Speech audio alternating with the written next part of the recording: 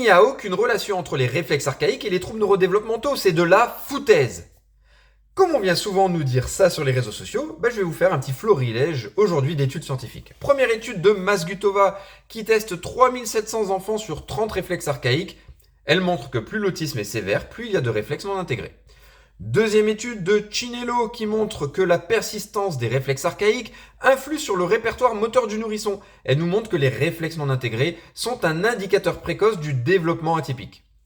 Troisième étude de Robert Melillo, qui est vraiment embêtant ce monsieur car il a fait trop d'études avec trop de sujets étudiés et on ne pourra pas parler de tout ici. Mais on voit cette étude de cas qui montre que les réflexes non intégrés ou asymétriques sont un des premiers marqueurs du trouble du spectre autistique.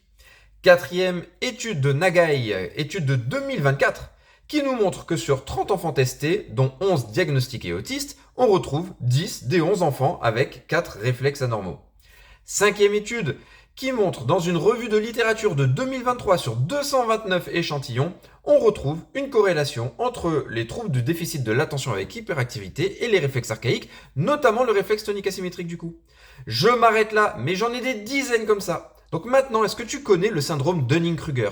C'est cet effet de surconfiance en soi qui tend à surestimer sa compétence dans un domaine, à penser que ce qu'on sait est juste alors qu'on ne connaît pas du tout.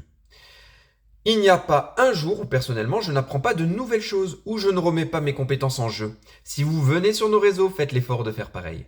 Alors, certes, les réflexes ne font pas tout. On le voit dans la prévalence de l'autisme publiée en 2021 qui montre que 50% des facteurs liés à l'autisme sont inconnus ou d'ordre environnementaux.